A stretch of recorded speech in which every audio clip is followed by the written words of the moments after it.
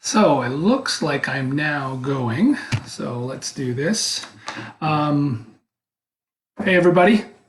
Just had my Zoom meeting. Thank you, Paul Monahan and Richard Canna, for actually coming. Didn't accomplish what I wanted to do because the conversation looked different than a conversation around strategic planning and servant leadership. Just a good opportunity to catch up with a couple buddies. But I did want to make sure I shared the content I originally wanted to do and post it on LinkedIn, but also do it here on a Facebook Live. So if you're pushing through my site, feel free to keep on moving through.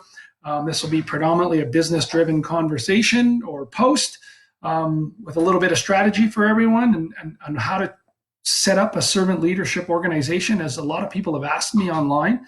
Um, and how we've accomplished that in past organizations and how I've been doing it until my most recent layoff. Um, and then maybe a little bit of update on life. So first, let's talk about servant leadership, why and how. So, one is, why do you do it?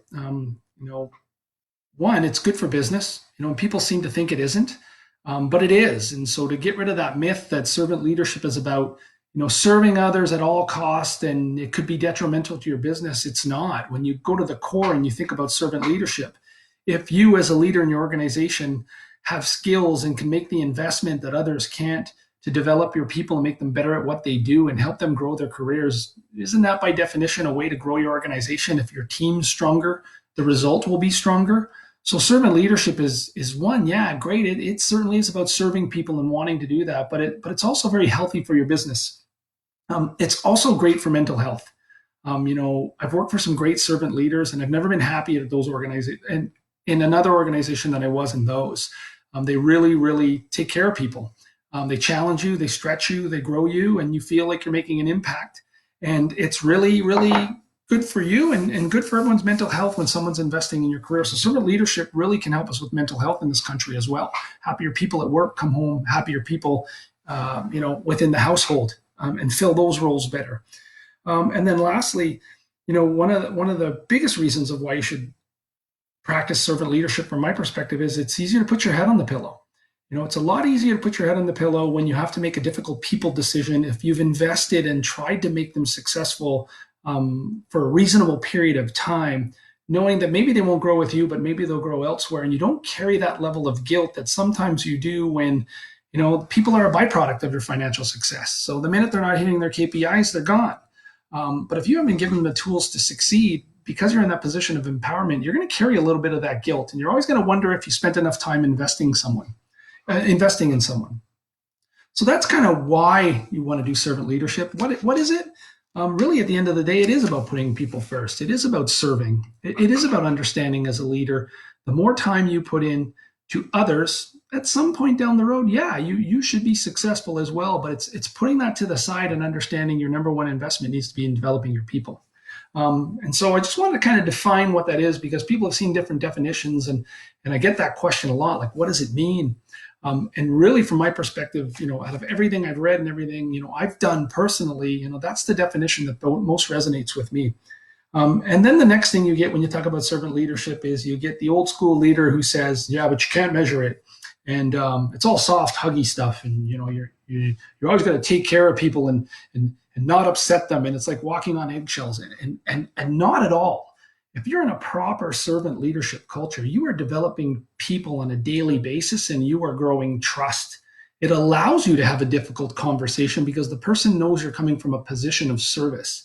And so there are very firm things that you can put in place to keep that dialogue going, that makes it not a huggy, huggy walk on eggshell type of environment, but a challenging one, but one that, yes, the accountability sits on the support person first to close the gap and understand where it's at and train that gap and move the employee further along. But let's talk a little bit about some of those specifics, and they really start with your strategic plan. I did some consulting last year, and then when I got into my current organization, where again I'm temporarily laid off, I won't bug everybody with that post, but it is a reality right now. One of the first things I did was establish a strategic plan, but I did it from a servant leadership perspective. And the first step was observing for a few months. Before I tried to engage the organization in a strategic plan, I needed to see what was going on. I needed feedback. And I was looking for consistencies and points that tied in that were area of opportunities to improve the business to move forward based on what one, the customers were saying, but two, what the critical employees were saying. Like, hey, if we just did this better, or boy, we'd be better equipped for success if we had this, or boy, I don't really know how to do this, but I'm accountable for it. And I saw those common themes and started to keep a parking lot and started to list those things that I knew I was going to be accountable to establishing within the organization. Um, and then also making sure I created an environment to get everybody engaged in that. So, in a traditional strategic plan, at least from my exposure over the years in bigger organizations, is you normally draw like a 5-year financial plan. And then your goals are usually, 12 months to 18 months, and they're immediate behavioral based actions. And they normally look like a strategy, objectives, tactics, and those tactics are within a SMART goal: specific, measurable, attainable, realistic, and time bound. Although people have different definitions for those words. But basically, at the end of the day, there's ways to ensure those tactics get done, and they're calendarized, they're measured, and they're reviewed. And so when you're establishing that strategic plan, you can sit there as a leader and say, okay, I observed everything. Now I'm going to build this plan, and we're going to look like this now. We're going to look like this in 5 years. And here's what I need everybody to do in those departments. And I'm going to go roll that out. Or you can start with sort of a leadership approach that says, hey, I need to engage the entire team in this solution. Ultimately, end of the day, the frontline staff are dealing with the customer. They're dealing with our partners. They know where we're weak. They know where we need to be stronger. And yes, everyone might have a one piece of feedback that may steer you in the wrong direction if you follow it. But if you get 90% agreement on areas that are opportunities for your business, you can rely on those and get them into a strategic plan. So ideally, as a servant leader, you're going to build a strategic plan that engages your team to build the content, gets them bought into the measurables, and then at the end of the day, gets them owning the tactics and owning the fact that you can measure them and review them on a regular basis. So that normally looks like an executive team saying, hey, financially, here's where we want to go from now till 5 years. And here's how I think we can get there. Now let's bring back in all of the team and let's get their feedback. Like, hey, guys, we think we can get to here by doing this.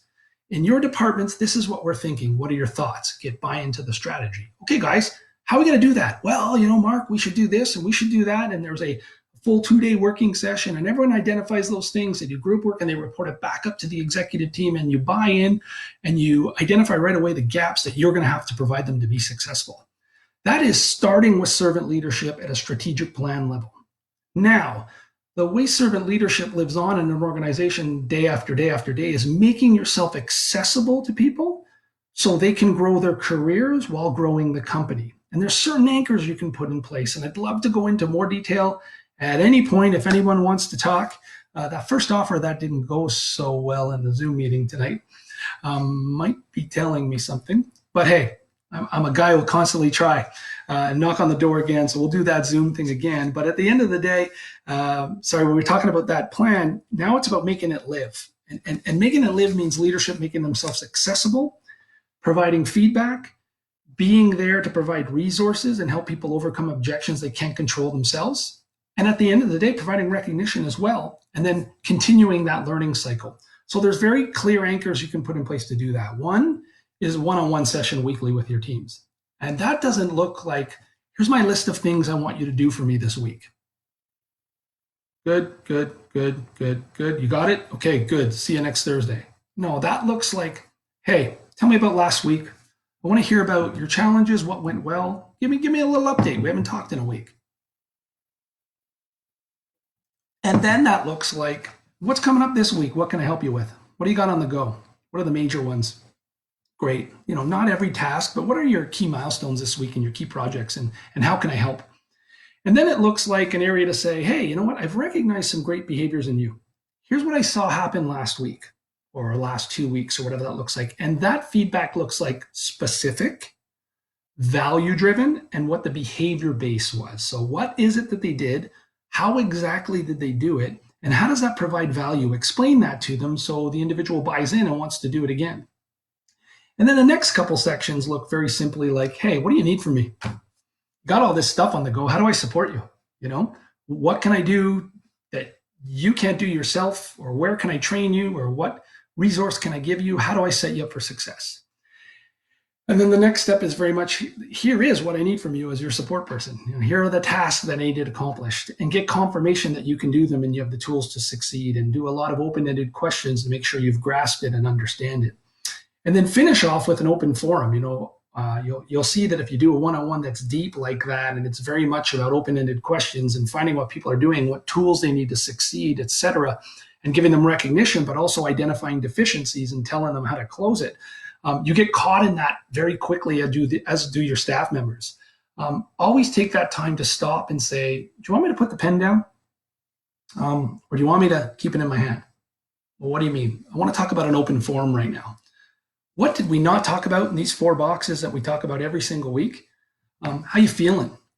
You would be shocked when you ask that question how much people actually open up about what they're dealing with personally that may be throwing them off, that maybe you can provide some guidance, or maybe you can just be an ear, or how they feel about something outside of the department or outside of their level of empowerment, but they have an idea on the business. And if you don't encourage it, people assume you don't want to hear it. So that's your weekly one-on-one. So you've got this strategic plan that sets the goals the team's bought into. There's actions, there's measurable, very specific goals, but your weekly touch point is relatively to all of those. How are they doing? How are they getting them accomplished? How can you help, etc.? How can you support them through that? And that's more about the day-to-day, week-to-week coaching on the plan and the responsibilities in the role. None of that means anything if they're not being developed at the same time for where they want to go. So, you've got your plan and you have all the things you need them to do, and you want to make them successful at that. But where are you invested in their career? And one of the things I learned at TELUS, oh gosh, long time ago, is personal development strategies. And I've taken that with me everywhere I've went. And they really did a good job of having a structured plan in place where they'd sit down with every employee every quarter and say, how you doing in your role?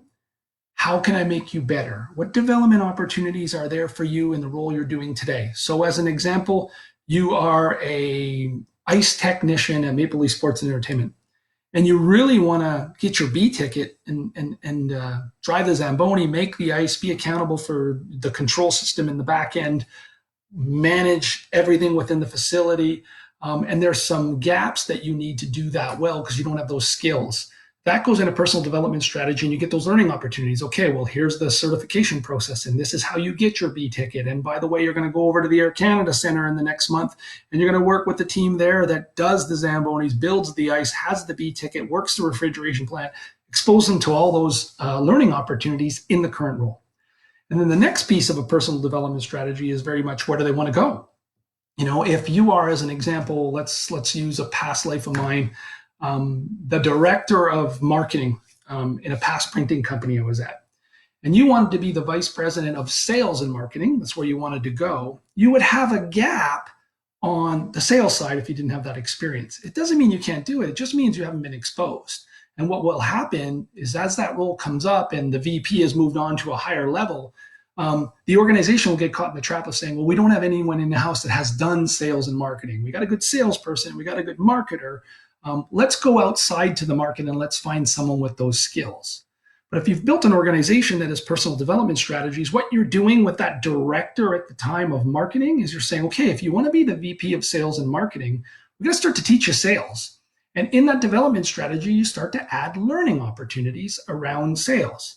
Go to this course, read this book, shadow your peer, vice versa, so they get to shadow you on the marketing side, sit in on a campaign, go be a business development associate for a week, pick up the phone, understand the sales template, get the certification, do all those learning opportunities now of where you want to get to go. So when the opportunity actually presents itself, you're there and you're a serious candidate and the organization doesn't have to go outside. That's serving as a leader.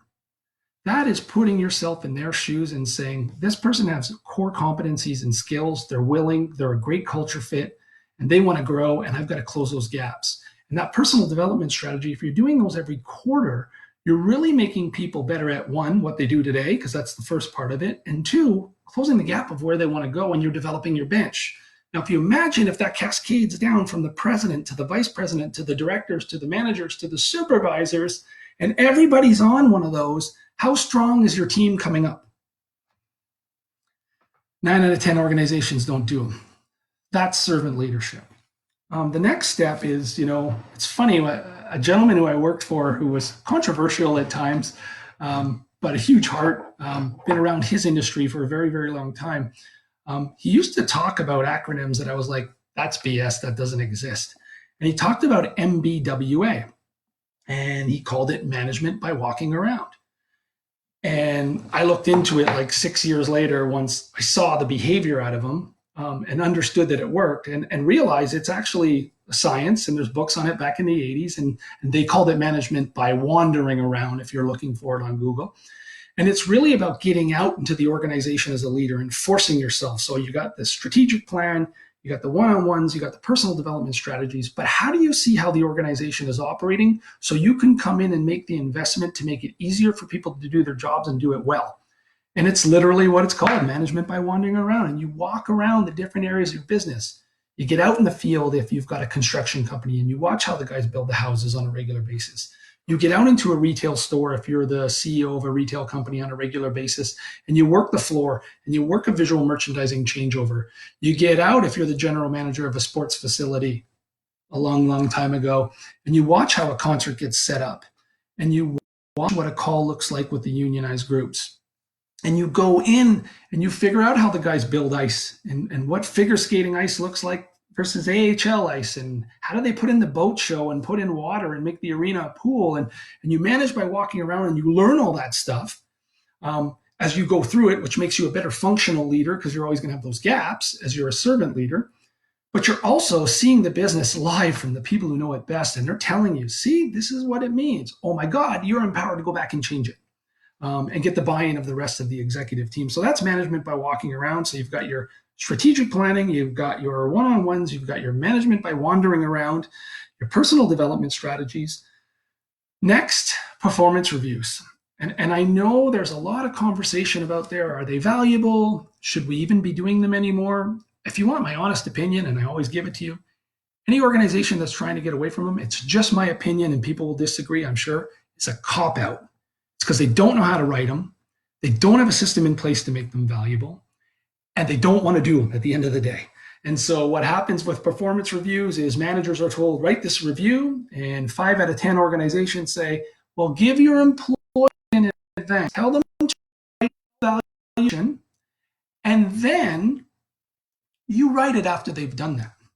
And what does an average manager do? They do that task, and they take that and they add a couple comments.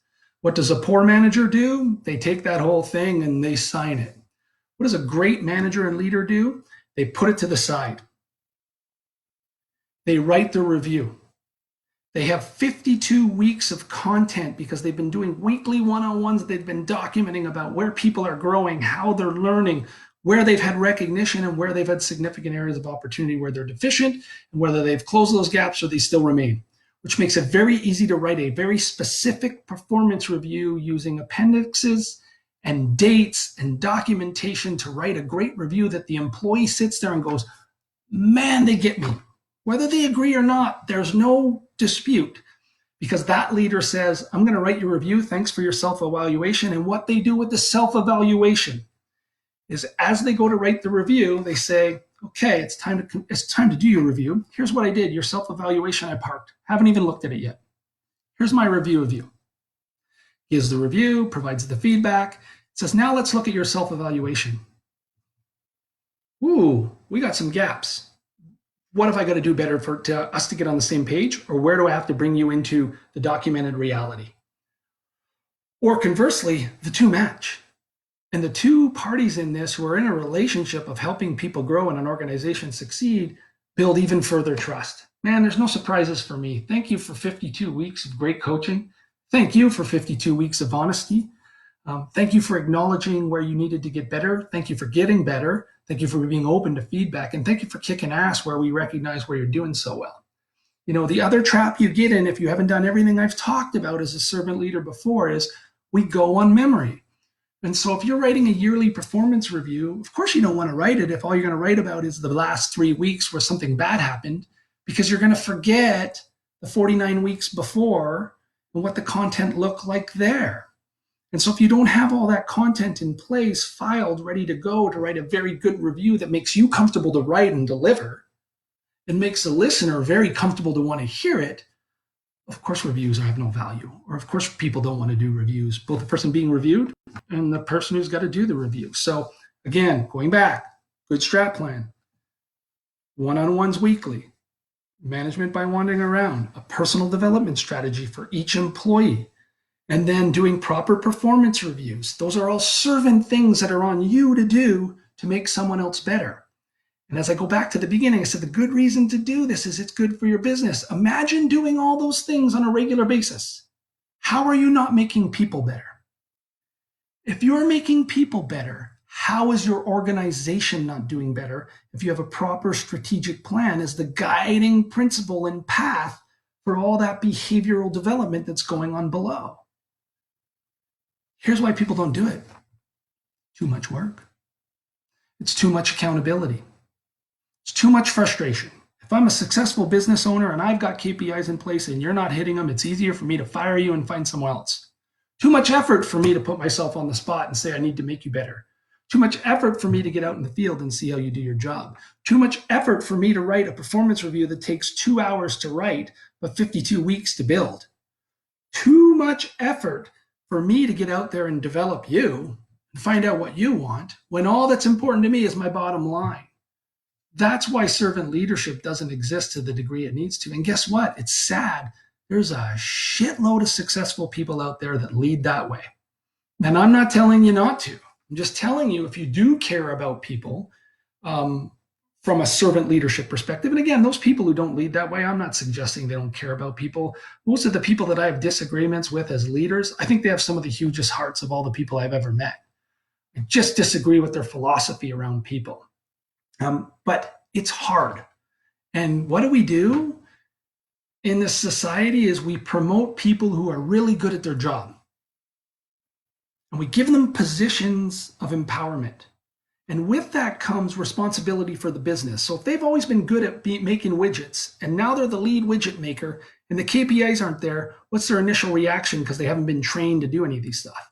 Is blame it on someone else, get rid of them, get someone new, because they can't transfer the knowledge because they haven't been trained as a manager or a leader to develop others to perform functionally. And as organizations, we get caught in this and we put people in positions of power that have no training.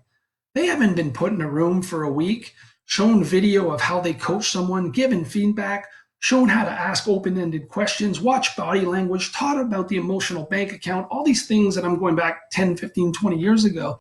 No, they were really good at what they did and the boss liked them, so we promoted them. And now what we've done is we've multiplied that negativity and stress across an organization. We've decreased mental health. And yet somehow we think the culture is okay because the people playing in that model tell us it is. But the 9 out of 10 that don't have a voice are getting weaker. And eventually that will catch up to your organization's results. So those are all the actual tactical things you can put into place. And I'm going to post this video. It's the reason I wanted to do the Zoom meeting that no one showed up to. So on Facebook Live, you have to listen to me. And when I post it on my LinkedIn, you'll have to watch it. Thank you, Paul and Richard, for showing. I wanted to post this because I actually do get a lot of questions offline. I get a lot of messages in the inbox. I get a lot of people sticking around when they do a keynote about this. And so I thought, here's a kind of template that will help people understand it. And that it's not soft. It's not just huggy. There's an actual science and behavior behind it. But one, you got to care about it. You got to really want to do it because it's right. Those are the people who are the most successful at it. And I wanted to have that reservoir there. And then if you wanted more detail, by all means, reach out on any of those. I'm happy to share tools, my one-on-ones, my PDSs, blank strategic plans. I'd never share an organization strategic plan, but if you want me to help you set one up, I'd be happy to do that. I've got a lot of time at home now. My temporary layoff hopefully isn't too long, but I've got some time to help people. But you got to have a little bit of emotional intelligence. And, there's multiple books written on that subject as well. I happen to think it's simpler than everything you see out there. Emotional intelligence is really, at the end of the day, caring enough to find out what someone else is thinking from my perspective and being cognizant of that before you speak. Wanting to get to the heart of how someone's feeling to make them successful in their role and having conversations that support that. Some individuals, where they lack emotional intelligence is they get the feedback that's easiest to take and they run with it. Or they don't get people on board before they make a decision. I've been guilty of it multiple times, so I'm not pointing fingers anywhere. But for me, emotional intelligence means you're smart enough to know you don't know, um, and you care enough about the feedback you give or receive to really drill down to understand how the other party's feeling and setting them up for success. And if you don't have emotional intelligence, it doesn't make you a bad person. It just means it's a skill you need to work on. I was just recently, as you all know, put on a temporary layoff. And as much as I had said before it happened, listen, if any of my guys or gals are going to go, I want to go first because I am the highest payroll in the company. I was hoping it wouldn't come to that. and and my bluff got called. And although I sincerely meant it, it's a different scenario when you're in that environment and you're like, oh my God, how am I going to pay bills? The owner I work for is honestly a salt of the earth guy. As much as he had to deliver that message to me and didn't want to, and to others, he had to do it to stabilize the business in this unheard of, once in a century time. So I didn't have any beef with him at all. I respected him doing it, but emotional intelligence, really, if I was in the reverse shoes, and he's done everything right so far. So again, it's not a criticism. I would spend a lot of time figuring out how this was going to impact people. I would probably have some dialogue with someone before doing it. I'd talk about what does this mean to you and how do I help? I'd educate them a little more on what the future looks like. It's an example in a difficult time of trying to do the best you can. But if you're highly engaged on the emotional intelligence side, you'll dig a little deeper to think about what happens after your decision. And emotionally intelligent people do that really well. It's a skill we can all improve upon. I do it all the time. I rub people the wrong way. I say silly things I don't mean to. So I am not preaching, not on a soapbox here. It's a gap of mine. I'm just trying to provide some examples where maybe it can solidify it for you. Anyways, and the last thing I was going to talk about was life, what's going on with me, and ideally, I wanted to hear what's going on with you. 8 months ago, I took on this challenge, and again, we're on a temporary layoff, and I can't wait to get back because there are tremendous things we've already started with our strategic plan, executive leadership team, servant leadership training that I've given, changes to a ton of our processes, financial controls. We were really, really starting to hit our stride. So, what do? This is a time where health overtakes everything else. And so that's the number one priority, is keeping everybody safe. And part of that means protecting payrolls for those who need it most, and protecting the organization. So for me, that's kind of where I'm sitting on my temp layoff. I am a human being like everyone else. If this goes too long, I got to find something else. Got to pay the bills. I really, really, really empathize with people who've been let go in their jobs in the past. I empathize with people who've been laid off. Going through this has been emotionally draining, to say the least. It's scary. I got kids just like a lot of you have. I got payments just like everybody else. I don't have a cottage. I don't have a platinum golf membership anywhere.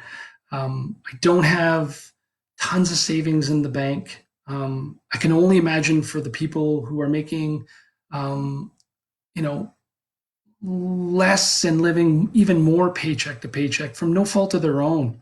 Um, I am going to be a way more empathetic person when I have to let someone go, because that is like, people think, well, servant leadership, you must never let anyone go. No, actually, the beauty of servant leadership is, as I said at the beginning of this Facebook Live, I can put my head on the pillow when I have to let someone go.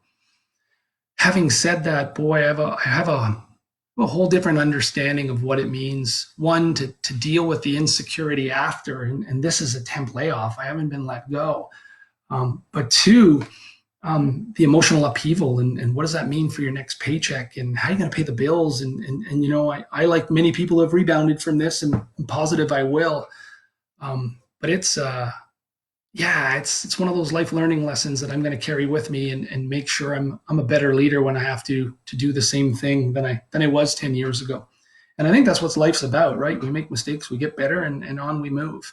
The other life update is, Boy, how can I not talk about this whole COVID thing going on? I am not a doctor. I am not going to tell you where we stand or what to do. Here's what I will tell you.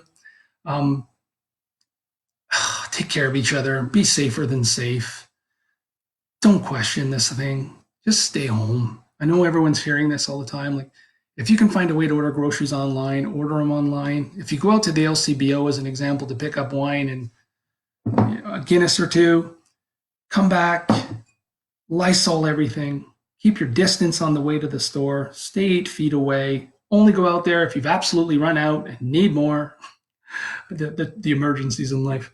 And when you get back, wash those hands, Lysol everything you've touched. It's probably going over the top, but it's going to put your mind at ease that you're protecting you and your family. There's people dying here, guys, and whether you believe it's as serious as it is or not, I think everybody's asking everyone to sacrifice a little bit and put ourselves um, the best we can, at pause to take care of others in this situation, whether you believe it or not. Um, do the right thing and go over the top. I'm about to jump off here, but now I just got my first couple questions. Um, Alan, God bless. Seeing your question here, tips on delegating workload effectively. That kind of goes back to the whole philosophy around servant leadership and doing your weekly one-on-ones. If you have a weekly one-on-one with a report and they've been involved in the strategic plan at the first stages and have bought into that and have actually had participated and agreed to the tactics, you're going to see a lot of their buy-in along the way. And then if you're having weekly one-on-ones where there's back and forth that it's truly, here's what I need from you. Do you comprehend? What tools do you need to do that? Conversely, what do you need? You'll find that people will take stuff on their plate that they can manage and they'll ask for help when they need it, or they'll tell you it's too much and ask you to reprioritize so they can do that properly. And you'll get a ton of buy-in. And then the way you validate all of that is every week when you're talking to them, and then watch what they're doing. If they're in the office till 7 every night or they're online every night, you've given them too much and they're afraid to say so. So if you get them involved in the plan, you touch base on it weekly, you give them the right to say there's too much and help them reprioritize, or conversely, give them the tools they need to succeed and put yourself out there to say, what do you need from me? You'll find that delegation is really an empowering thing more than a problem. So hopefully that helps. And then Tim, again, we have to get through together. It's okay to feel right now. Man, I couldn't agree more. I had a couple good cries through this thing. I'm not gonna lie. It's been a tough. I feel silly saying it because everyone goes through personal challenges, but I've had a tough year, man. Like, I've lost my dad, my brother. Decided to leave a job I loved for 6 years and go out and consult and do my own thing, and then start in a new job and already friggin' love the people I work with and put a plan in place, and then to be told you're on this um, temporary my God, layoff that you kind of brought on yourself by putting it out there that you stood on your soapbox and said no one before me, and guess what, it happened. um, I had a good couple cries, man, and Jody was there to pick me up, so I agree. It's okay to feel however you feel right now. I mean, if people tell me they're not anxious, I'd love to learn how. I had really bad anxiety attacks and panic attacks when I was in my 20s. I actually got taken out of a store I was running at Champs by ambulance. It was so bad. I had to go everywhere with a brown paper bag to stop from hyperventilating, and I worked through it.